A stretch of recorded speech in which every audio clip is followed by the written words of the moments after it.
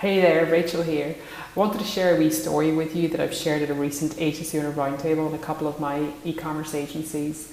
For those who don't know me, I'm Rachel Jacobs, founder of e-commerce partnerships. I used to be COO of a leading Shopify Plus agency based in London and now work with e-commerce agencies across the globe to help them scale profitably, implement retainer models and systems that will take them out of the day-to-day of the business so they can actually focus on growing their business. Anyway, more importantly, back to the story, fuck the intro. There's a TV show, I think it's on the National Geographic or the History Channel, one of those smart ones, and it's a TV show called Alone, and the premise of the show is 10 people, survivalists, dropped on an island, and last person standing wins, ultimately. So it's all people who know how to build houses out of twigs and hunt for rabbits and, catch fish with their teeth. All, very talented stuff. Not my. All I can do is open a bag of spuds and pop them in the oven. So there's a guy on the TV show, one of the series. I think there's about 5 or 6 series now. But there's a guy in the show called David, and he was a survivalist through and through. Like, I don't think he's lived in a house in like 30 years. He just lives out in a garden or something like that, and just lives his best life. And this lad was fantastic at catching fish. He would have caught fish for this. Not that I'd ever let him have that because it's one of my prized possessions in life.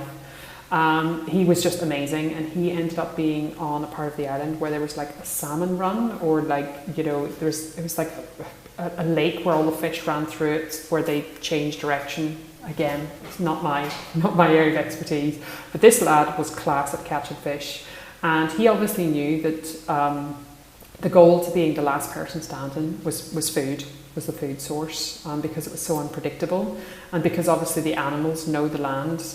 They know that there's somebody there that shouldn't be there, so they avoid. There's bears and rabbits and moose and cougars, the big cat kind, not the sexy older ladies.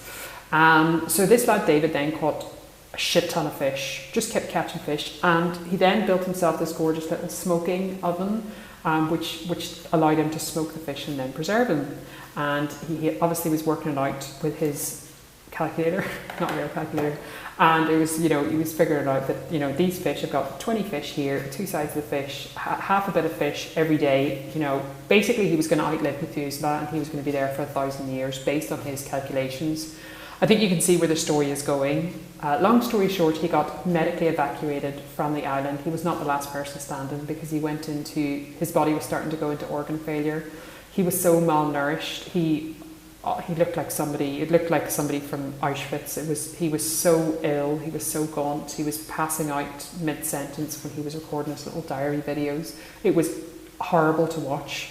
And when the medical team came to him and said, listen, Dave, we have to get you straight into hospital now. You're going downhill really quickly. If you're here for much longer, you might not be able to recover. And he was saying, I know, but look at all my fish. I've got so much fish. And it just is a perfect analogy for e-commerce agencies.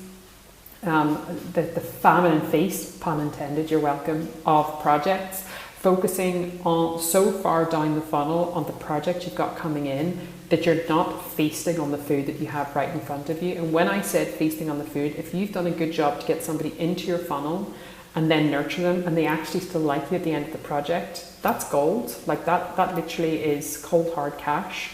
So what are you doing as an agency to retain that customer and get as much money out of them? One of my agencies recently that I am working with right now, and typically a project that he would have sold for about 8K, we repositioned the way the offering was, the way his qualification process, the way his entire offering looked like, and he turned that, what would have been an 8K budget, and stretched it out nearly 40 grand worth of work over the space of 9 months.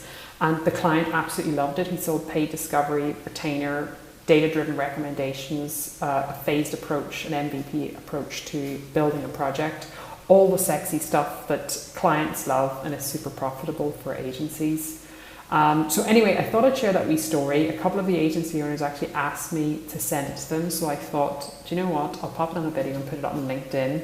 And these are the kind of topics that we discuss on the Agency Owner Roundtable. It's an opportunity to share some of the mistakes, the ups and downs, the good, the bad and the ugly, and then obviously me dicking around having the crack. So if you run an agency, an e-commerce agency, drop me a line, or if you know somebody who runs an e-commerce agency, feel free to tag them in it. It's e-commerce agency only. There's no, if you're a SaaS partner, there's no point in even signing up to the Eventbrite page because you're not going to be added to the link. It's for e-commerce agencies only. And it's a safe place. There's no sales, there's no promotions, there's no sponsorship. It's an opportunity to share some of your experiences and learn from other agencies and have a bit of crack as well. So if that sounds of interest, drop me a line and I'll be glad to add you to the group. Hope you're having a great day. Take it easy.